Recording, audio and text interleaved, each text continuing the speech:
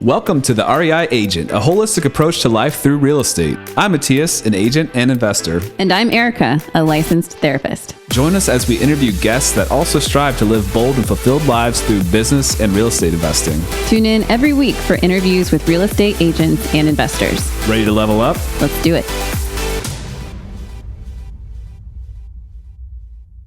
Welcome back to the REI Agent. Your friendly host, Mattias here. We had Nathan Turner on the show today. Nathan is a note investor, and he has a fund that you can potentially invest in if you're interested. I think it's a really interesting way of diversifying, maybe if you're into that syndication or fund of funds phase of life. But yeah, I think with anything that comes to investing and learning your trade, your business, or your finances in general, I think it's just good to have more information to kind of make a better decision about where you can kind of allocate your funds. So this is certainly something that you could use within a IRA, a directed IRA. He has something that you could a contact that could help you do that with. But yeah, I think it's interesting. It wasn't a topic I knew as much about, so it was a good conversation for me to have. So I hope you also learn from this, and I don't just look naive. But it was, like I said, it was a good conversation. I mean, I'm going to keep this one short since it was a great conversation and don't want to take up all your time with my blabbering. So without further ado, here we have Nathan Turner. Welcome back to the REI Agent. I have the honor of having Nathan Turner here on the podcast today. Nathan, thanks so much for joining us. Pleasure to be here. Thank you. Nathan, tell us a little bit about your niche first, and then let's kind of get into how you got there. Yeah, so I know you're specifically targeting real estate investor agents and people who are getting in it from that direction. So mine's a little bit different. It's real estate related, but it's not exactly real estate. So I'm buying residential mortgages, loans, contracts for deed, land contracts, whatever you want to call them in different states, but essentially loans against property. That's what I'm buying all over the country. So that's my niche. It happens to be secured by real estate. So that's the real estate piece of it. Sure. Okay. Well, we've definitely had lenders on the show as well. So it's not too far off. But before we dive into the nuances of that, let's kind of get into how you got started in real estate in general, or in this space. Sure. Yeah. I got started in real estate in the heyday, I want to say, 2005, 6, where everything was going so well and it was really easy to make some money off of real estate. And it was great. Timing was perfect. I started doing fix and flip. I live in Canada, so I was living in Montreal. All the houses I was flipping were in Saskatoon. So just to give you some context, Montreal is right above Vermont. Saskatoon is just straight north from eastern Montana. Okay. So clear across the country. Yeah. But I would buy it with the help of a realtor in town there. And I would fly out with my suitcase full of tools and a sleeping bag and sleep on the floor. Just work like crazy for 14, 16-hour days for a week and bang out whatever I could. Mostly cosmetic. I wasn't doing anything too crazy because the market didn't demand it. And so it was easy enough just to clean it up and then resell it for a really nice profit. And again, like I say, the market was a huge help in that. Honestly, I could have just bought it, waited a month, and resold it for a profit back in those days. Yeah, I heard of people doing that, actually. Yeah, I had a guest on my show. He got burnt from it. But yeah, he was basically just doing that, just sitting on it for a little bit and selling it. Maybe a year. Maybe there was a year lease kind of situation. Anyway, keep going. Yeah. So I did that for a couple of years. And then just as the market turned, I got hung with one property. And it was my last one. I only did half a dozen or so, 7 or 8, something like that. But it was this very last one. And, I didn't know very much about real estate. And so I ended up renting it out because that's what you do, of course. If you can't sell it, you rent it. And so I did that. But it was one property, one residential door, basically in the middle of town. not a very nice neighborhood, and I, no volume. There's one property. So I could find one guy in this city, small city, 200,000 people, but prairie town, very sleepy. There's one guy that I could get to take care of this property, and he was terrible. He was absolutely awful, where every single month I'd have to call him up and be like, "Hey man, so did we get paid? Like, what's going on?"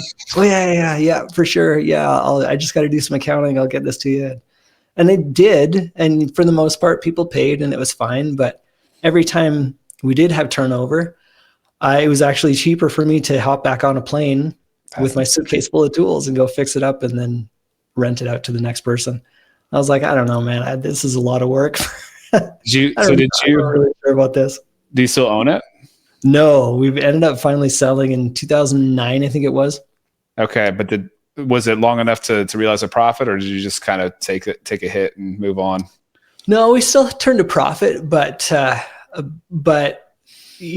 then with the market conditions at the time, I really liked flipping and I thought that was really fun, but this renting thing, the market wasn't right for flipping anymore at that point. Yeah. And the rental, I was like, I don't know, it seems like a lot of work for, whatever it was, $400 a month or something like that. Yeah. I'm like, I don't really get it. So I was kind of turned off, to tell you the truth. And then it was about a year or so later. So this is like fall of 2008. A friend of mine called me and says, "Hey, do you want to help me out with this real estate project in the US?" I'm like, "Sure, what you got?" And I just sold my other business, and so I was ready for something else. And we had all these properties, about 60 properties, mostly centered in the Midwest. And it was a situation where they had bought these properties in like the spring of 2007. So like top of the market. So they way overpaid for this stuff. It was supposed to just be a quick flip. They were supposed to just sell it off to another organization, and then deal went sideways. That deal never happened. So when I got on board, it was like, oh shoot, what do we do now? We're stuck with all these properties that were in really rough shape, spread out all over, 3 or 4 states. And how do we deal with it? They're all based in California, so none of them knew anything or, had no real estate experience at all. Sure. So that was the charge. And so we kind of thought a couple of Canadian boys, we thought we'd invented seller financing. We started selling these houses on terms and creating notes, and didn't know any of the terminology, didn't know that's what it was, didn't know how to do that properly. Okay. So made all kinds of mistakes, but at the same time, it was a great base. It was a way to get started in it. So that was my introduction to notes, was creating notes without knowing that's what they were. Okay. Okay. So now this is your primary thing, and you are, tell me how walk me through a deal that you would do to kind of help me get some more context on this. Yeah. So you mentioned you've had some lenders on the show, which is great. And I would love to meet them, because what I do, I don't actually lend out money. I look for somebody else that has already done that. Then I approach them and say, "Hey, any of those loans, are you looking to recapitalize?" For a variety of reasons, whether it's because they're not paying anymore for some reason, or because they're just looking to get cash back out so they can turn it around, do it again, or they've got a different investment, or they want to send a kid to college, whatever it is. They want cash for that long-term payment stream. They would rather have a lump sum today. Sure. And that's where I come in. And so I say, well, you've already done the work to create the note. I will cash you out of your position and take over as the new, quote unquote lender, even though I'm not actually technically lending the money out. Yeah. So the terms don't change. Right. And okay. So is this then primarily, is it primarily seller financing kind of deals that you're doing this with, or? It is today. When I first got started, it was all about non-performing loans, and the vast majority of those were bank loans at some kind of institution. But it's shifted over time, like as the economy has changed, and there's less and less of the defaulted notes out there, which is great. But the banks aren't necessarily selling, not in small quantities, to a guy like me. They're performing loans. So I'm now turned around. It's kind of fun. I'm going back to full circle and looking for those people that were doing exactly what I was doing when I got started, and creating notes. And then I'm offering to to buy them out and step into that place. When you were doing the bank ones, was that, were they like Freddie Fannie kind of loans? I mean, were they big institutions, not just like, like your in-house loan that, your bank at the corner? So these were big institutions that you're approaching about buying the mortgage from? Yeah, typically the way it would go is like a bigger hedge fund would buy a big pool from a bank. So like US Bank, we got a lot from them. No, not like Chase or Well, we did have some Wells actually, but typically, tier B type banks, it's kind of smaller banks. Okay. But the hedge funds would go in and do a purchase for 100 million. And then they would say, okay, here's our parameters. This is what we want. Anything that falls outside of that, we sell off. And so that's where I came in, and I was the guy buying whatever didn't fit their box. Okay. Now, is this on like Facebook Marketplace? where are you? Is there a portal somewhere you can go to like where? I understand this isn't happening as much now, but like at the time, is it just having a connection to these places, or all networking? So much networking. So I started going to conferences in 2009, and that was it. Is just I called myself the Canadian note guy just to help get some recognition, some kind of branding. Sure. And it worked pretty well. People got to know who I was, and if I say I want to buy that, I would actually follow through. And so got a fairly good reputation that way, and people knew I was for real. So yeah, it worked out great. And we've been just doing that for years and years. And then, like I say, we transitioned over to performing more these days. Yeah. Okay. So now when you're looking at the owner finance kind of deals, how are you finding them? Are you looking for like delinquent kind of things, or what's that look like? It's still the same kind of thing. A lot of networking. Okay. So I actually took over a conference a few years ago. So we're running that now, and that's been huge. Where people, again, just recognition to know kind of who I am and what I'm about, which is great. And so I'm actively looking for loans that people are looking to sell off for, like I say, all kinds of different reasons. And is there, so obviously you'd be getting the interest that is already agreed upon. I would imagine you can't change the terms to the borrower.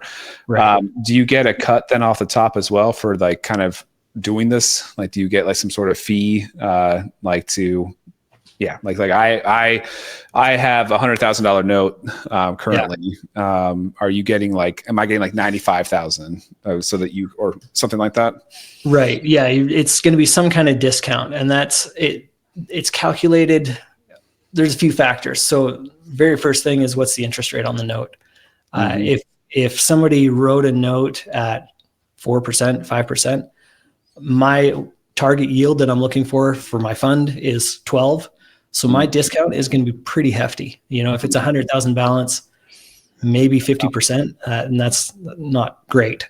You're probably not going to like my offer. Right. So if it's a note that was written at 9 or 10%, we're going to be much, much closer. My discount is going to be much smaller, so we're more likely to make a deal. Okay, that makes sense. And there's probably more of those out there. Is there? Just hard money. I know that's usually short term. Does that ever kind of come into play as well? Yeah, and it's funny. So I look for either short term or really long term. So it's either 1 to 2 years or 25 to 30 years. But that in between time is not so great for me, actually. So it's either got to be really short or really long. Okay.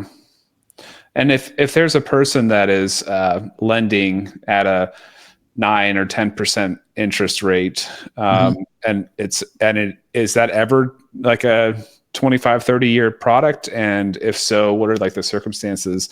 Is it just somebody that couldn't qualify otherwise? Yeah, we actually find those a lot. More often than not, that kind of a loan, like a long-term higher interest seller finance note, you find a lot of those in Texas. Not to say that's the only place, but that's the biggest concentration for sure. The buyers are going to be anything from somebody who's self-employed to ITIN borrower. So like they, they're not here illegally, but they're not citizens either. Right. Those are kind of the two major qualifiers, or just somebody that didn't qualify to bank because of whatever. It could be lower credit score, or it could be, any number of things that made it so that they couldn't qualify. Okay. Yeah, that makes sense. Yeah, it's interesting. So you said your investors. So you have like a fund. Is it a fund set up then to people can invest with you? It is Right. it is secured by real estate. So that's probably a selling point there. Then you have like a target return on investment. There, does IRR come into play as well in this circumstance? Like, do people get paid out at a certain time, or is it kind of more of a long-term kind of holding? I would consider it more of a long-term thing. It's a debt fund, because we're buying performing notes. When I resell that note, there's not actually a bump. Like, we're not selling for more at a future date. So because of that, we're not doing an equity share because there's no extra equity to be had.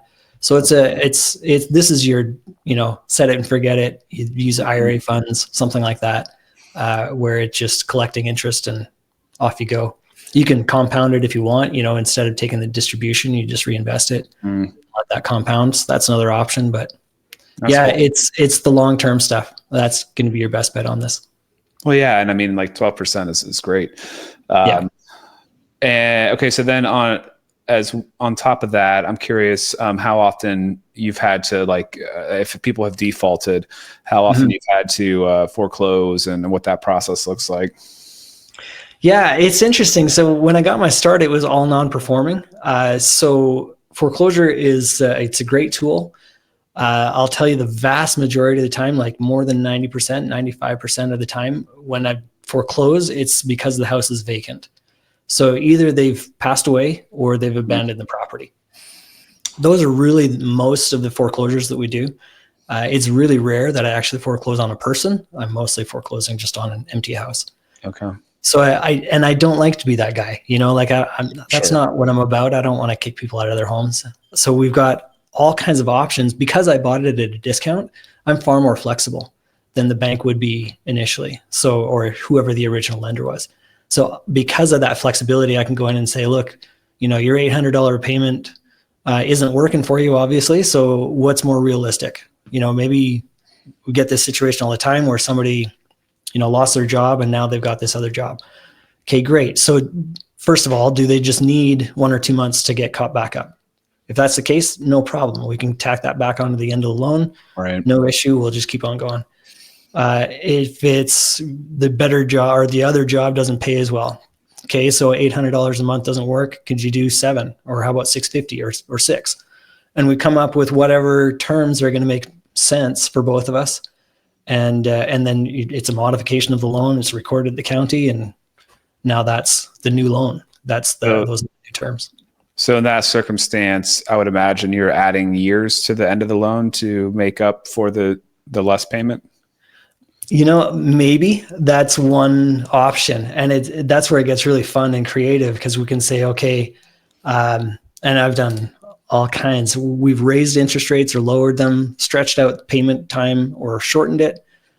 Payments have gone up or down, and it just really depends on what the borrower is looking for, the person living in the home, what's going to make most sense. And then we come to terms, and that's the new law. Yeah, no, I've personally done one owner financing creative deal, if you want to call it that. And there was a lot of moving parts with it. It was kind of a unique situation. My parents were buying one. It's a very nice quadruplex, or it's actually 2 duplexes put together. They were buying one apartment to live in, to downsize in. It's a perfect scenario for them in a great location, beautiful place. We did owner financing on the rest, and I actually put it all on one half of the duplex. So that half of the duplex is over leveraged, but without an appraiser, doesn't matter, right? It's the same as it's the owner. And then now that allows me some flexibility to, if my parents were God forbid, they had, an emergency, they need to get to the, to a nursing home or whatever, I can do a refinance on just that half and get their money out and let them do their thing. So it's just fun when you get to that space, because you can kind of custom tailor it perfect for that situation, and where it's a win for everybody. Yeah, love that. That's awesome. And at the time, I felt like I was probably paying too much for it. I don't know if maybe that was just my ego, but at the end of the day, I got a great terms. I only had to bring $30,000 of my own money into the deal, which made it a win for me. And it's like I said, it's a great property. My parents are super happy, so it's just a win-win all around. Yeah, that's perfect. And then so one other option is, instead of refinancing, you can sell off the note. And that's where somebody like me would come in and say, well, maybe it's because you don't want to refinance with the bank because you don't like the bank, or maybe it's because this is faster, or whatever the case might be, but it's another option. Sure. So there's people, me or somebody like me. And if it's not me, I can refer you to one of my colleagues and say, so this one's not really in my wheelhouse, but you know what? Call Dave. He's got you. Well, the thought was like securing more debt Right. on it. So is that possible as well? Yeah, it's a little unusual, but yeah, that's doable for sure. That was like, kind of like a worst case scenario where, we don't really have, they need to move faster than we have really built up the equity or the appreciation Right. to be able to do other options. And so, worst case scenario, then we're very over leveraged if we have to be for a period of time. But again, we structured this with on a 20-year note with the owner. And that hurt extra because, again, the rents were lower. I felt like I overpaid because of that. Yeah. But it's all turning, so it's great. It's a really good situation. And again, I'm just bringing that up because it's the beauty of this space is that you can really fine tune the situation or fine tune the note, the scenario, all the details of it, all the terms for the scenario itself. And that's cool that you had the flexibility to do that. Big banks, they can't. I mean, they just don't have the capacity. It's just like, this is our box. That's the thing, the capacity, the imagination, I'm not sure which it is. But all of the above. In any case, they won't do it. They've got, this is what we can do, and that's it. And anything outside of that, well, you're out of luck. And then, somebody like us takes over and we're like, oh man, are you kidding me? There's all kinds of flexibility here and there, and we can structure it this way or that. Let's figure it out. And any agent listening to this probably has had experiences with, a bigger bank that they like.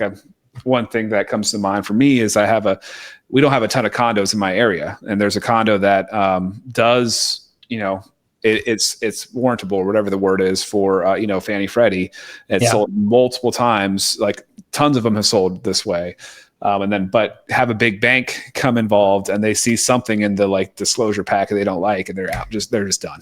And now we have a buyer thinking like, this place, I won't be able to sell it again. I'm like, no, like we've literally had VA, FHA, every kind of different loan you can imagine happen. It's just, it was a big bank that has a box, and they have very low risk tolerance, and they don't care about their reputation going forward because they have plenty of business coming in. And exactly. And they're big enough that you don't actually matter to them. Yeah, not at all. You work with a local lender, their skin is on the line every time. They want to make sure that deal goes through, unless there's absolutely something they can't avoid. Right. And that's going to be the same for you. I mean, that's, your reputation's on the line. You're networking to get your business. So like it's important to you. Yeah.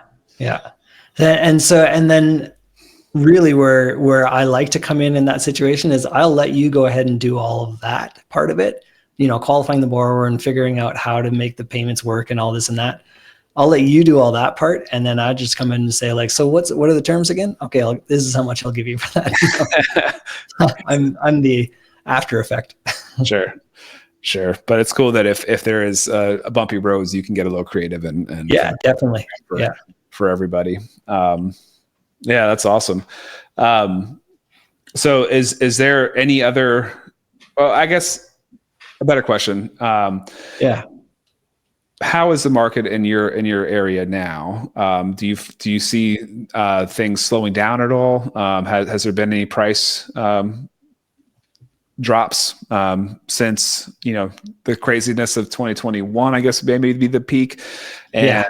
And if so, what similarities do you see from that the 2008 kind of market. Yeah, it's so interesting to see, and you kind of look back over time and see how things have changed, and there definitely has been a change. So just to give you an idea, my first non-performing note purchase in 2010, it was a package of 3 different loans on 3 different properties, all based in Columbus, Ohio. 3 different loans, 3 different properties. Total purchase price for me was $10,000. And I was talking with a friend, a colleague, and he had the deal, and I'm like, 10 grand, really? For all 3 of those? That's insane. Okay. And so I'm like, you know what? It's worth a $10,000 experiment to see what happens. And it worked out amazingly well. And I'm like, okay, this is awesome. I love this. Let's do this. Go from there to, coming up 2018, 19, non-performing notes were trading at almost the same price as a performing note. So in other words, if the balance of that note was $100,000 and it had not been paying for the last year, the purchase price for that at the time was probably around like 70, 75, maybe 80 cents even. And if it was performing, if they had been making payments, I could buy it for almost the same amount. And so it just, the margins got so slim on that, and just the availability went way, way down. And because so that was interested in this. Is that why? it was a combination of things where there's much more interest in non-performers. And so demand was much higher. And then at the same time, just market conditions had changed. Enough of the 2008 inventory had moved through. So there was just less availability there, and they didn't have to lower the price as much. The whole supply and demand thing. So yeah, interesting. Because of that, we started really thinking, and then when COVID hit, it was like, okay, let's rethink what we're doing here, and how do we want to change things up? And it just gave us. For me, it was kind of nice. We had a little bit of a break just to slow down enough to say, okay, let's start working on the business instead of in the business, and rethink some things and decide how we want to go forward.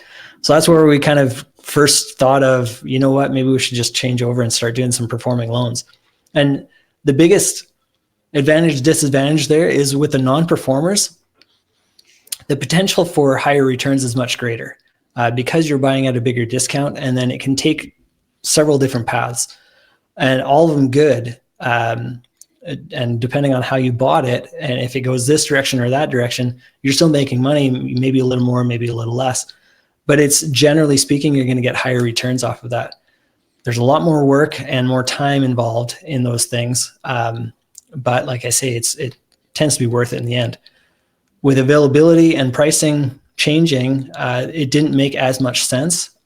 Then you started looking at the performing loans. Performing loans have been around forever. Like that's been the mainstay of note investing for literally centuries, for a long, long, long time. Lower returns generally, but a lot less work, a lot less involvement needed once you've purchased this loan. Not none, but less.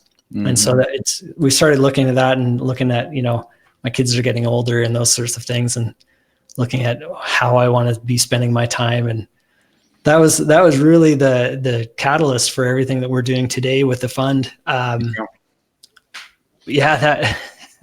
then it's just interesting. You start looking at it and going, okay, so not only is it better for me, but it's actually also better for the investor, because then they're instantly diversified into a pool of funds, and there's increased safety, there's increased predictability on when and how much they're getting paid. I'm like, yeah, okay, all right, we'll do it.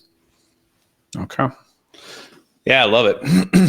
I love it. I've definitely talked to different people in different areas, and I think the areas that are seeing price declines are definitely, in the opinion of maybe those markets being the canary in the coal mine for something bigger. It's really interesting how differing the opinions are between different people as to like kind of the future. Real estate. Obviously, nobody has a crystal ball.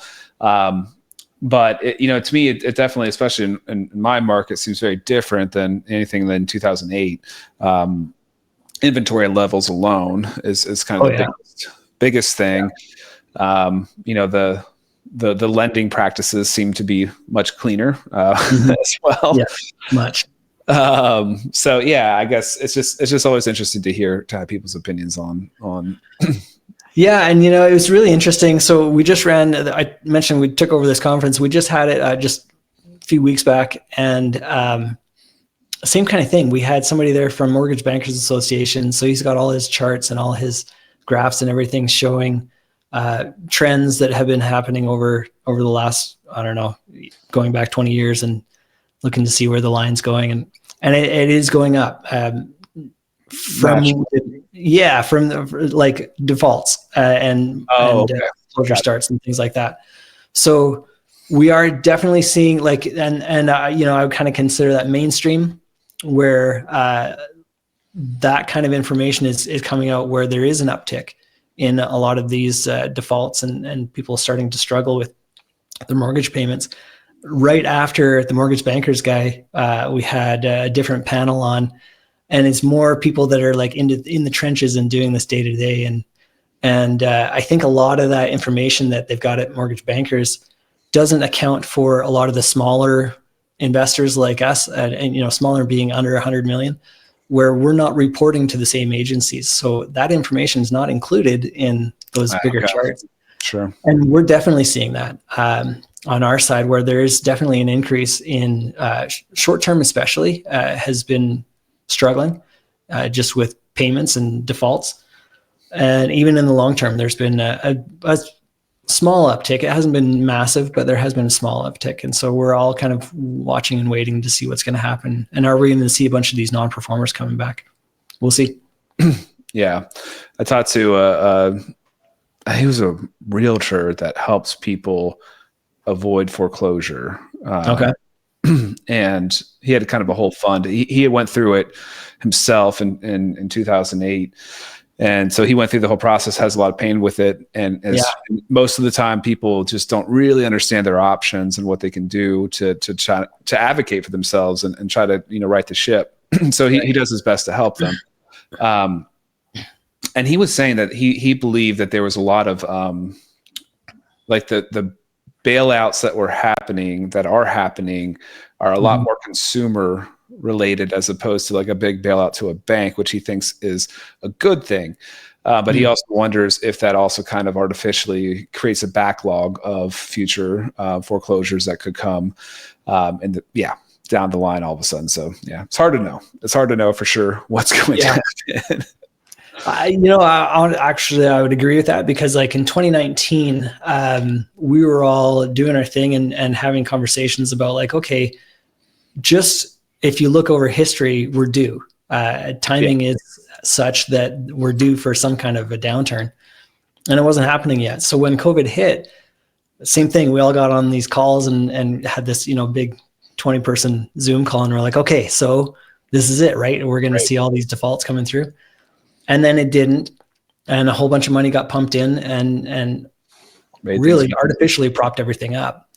And so good or bad, right or wrong, I don't know, but I'm just looking at the after effects, and I think we are starting to see, and I think we're going to continue to see over the next year or so, a lot of those COVID payments that were helping prop things up are starting to fall apart, and it's getting tough for people. Yeah.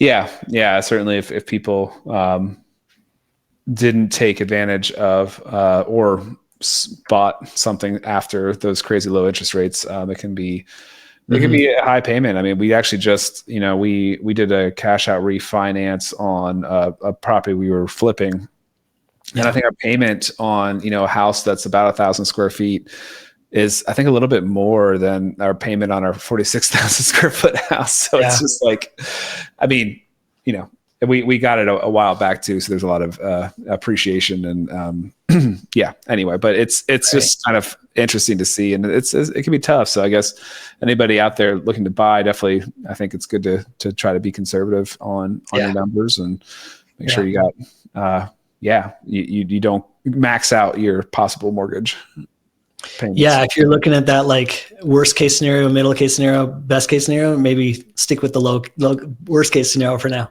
Yeah.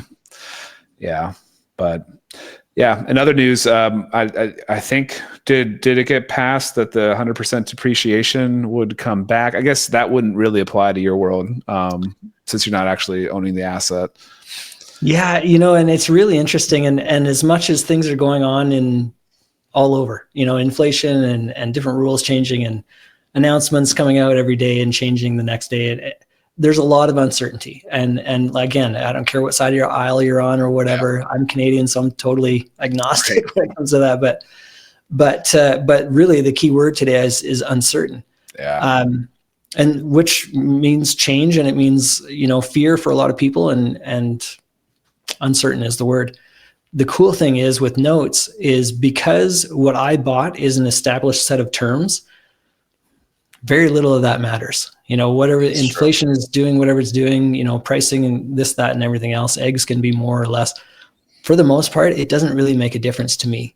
The monthly payment is the monthly payment. The interest rate is the interest rate, and it is what it is. And either you can pay or you can't. If you can't, I can probably help you fix that. But we're relatively unaffected. So it's, nothing is recession-proof, but sure, we're definitely resistant. Well, that makes a lot of sense. I mean, yeah, you're not, again, tied to the pricing of the house so much. I mean, if it's not really bad and you owed more than what the house was worth, that might be a different story. But with buying at a steep discount, that's a really good point. Which actually brings me to my next question, which would be like, are people that are investing in your fund, do they have to be accredited investors, or what does that look like? Yeah, for my fund, it is. It's one of those government rules, and again, government, good or bad, right or wrong, that it is what it is, and so that's what they've set up, and accredited. Okay. I wish we could do something different, to tell you the truth, but my hands are tied. Yeah, so and to hash out what that means to people that are listening, that's a net worth of $1 million or more outside of your primary residency. Or making what, 200,000 single, 300,000 married. Is that right? Yeah, that's right. Yeah, that's right. And that's what, for the past 2 years, I believe. Yes. And I mean, if you've just had that 1 year, still come and talk to me and we'll see what we can figure out. But those are that's what's on the records. That's what's in the books. Yeah. And it's good to know about these options. I think one of the things that I think is really good for agents to know is that this world exists. And, as for many syndications, they can take advantage of the tax benefits with,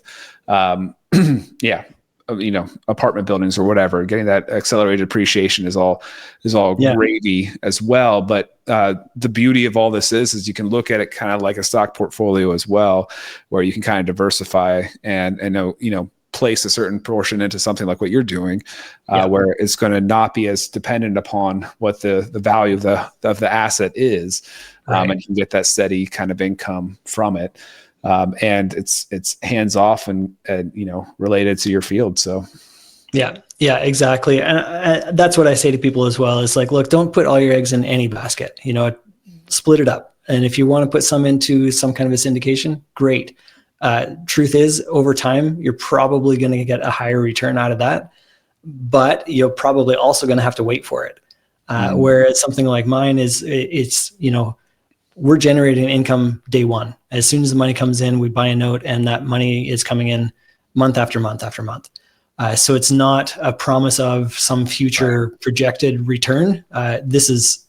We know exactly what the return is as soon as we buy a note.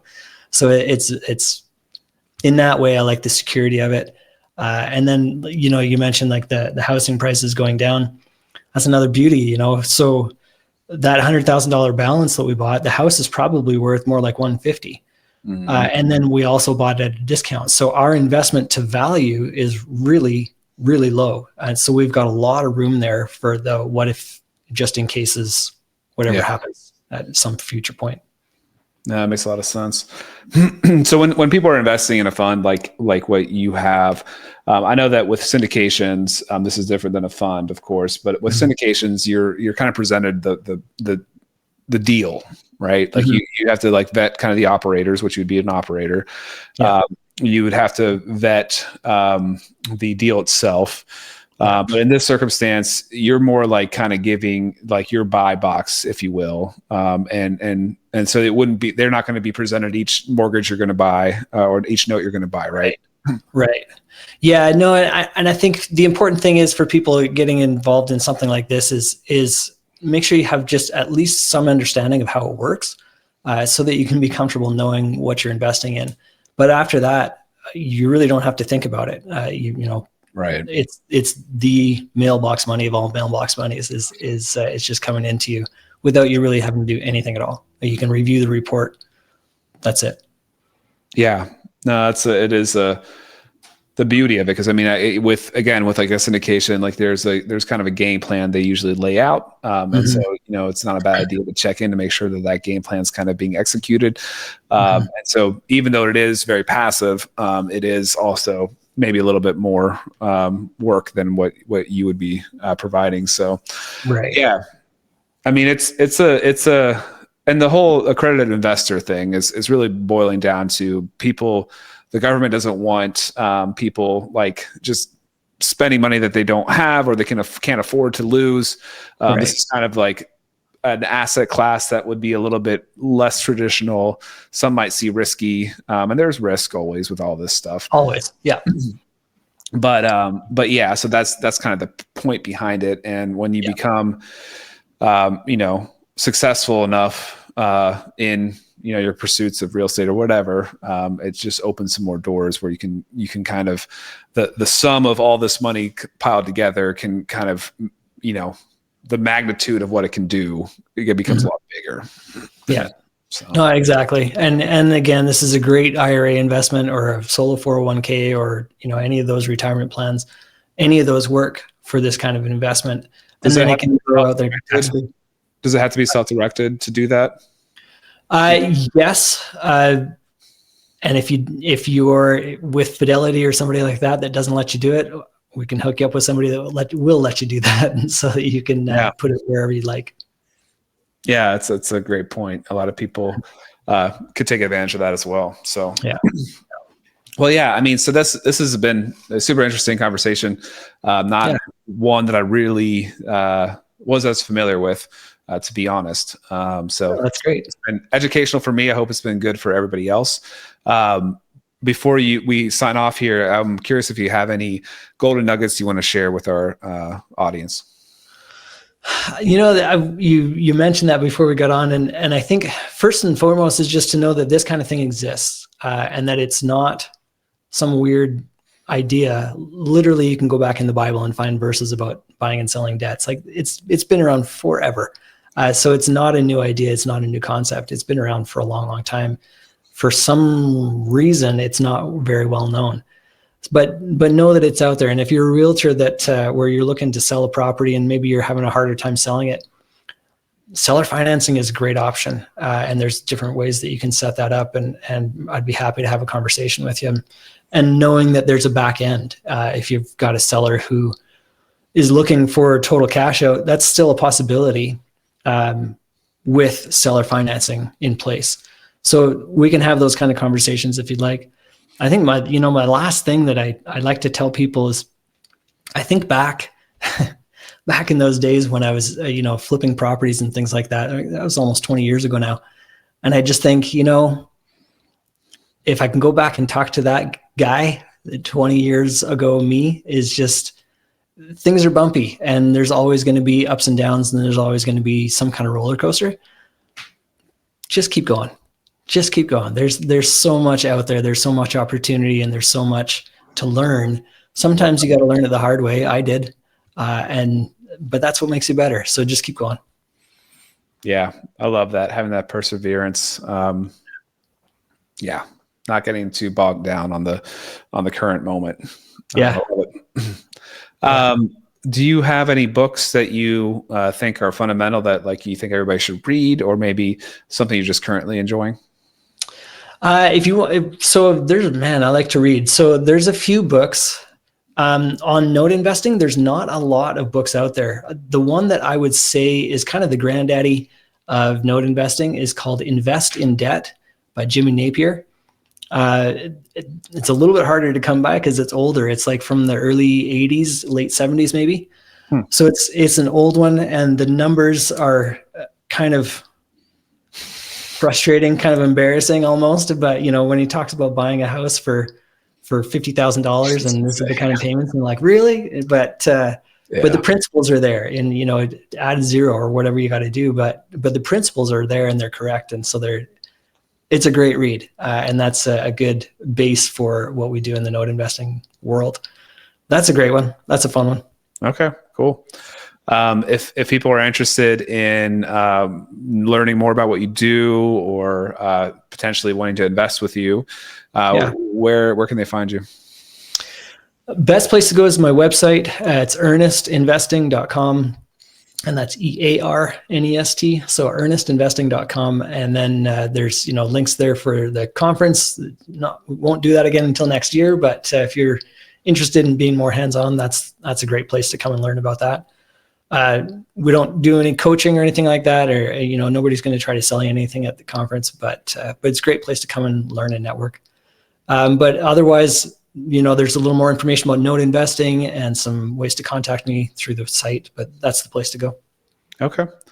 Well, Nathan, thanks so much for being on the show. It's been a pleasure. Hey, thank you so much. Good to be here. Thanks for listening to the REI Agent. If you enjoyed this episode, hit subscribe to catch new shows every week. Visit reiagent.com for more content. Until next time, keep building the life you want. All content in the show is not investment advice or mental health therapy. It is intended for entertainment purposes only.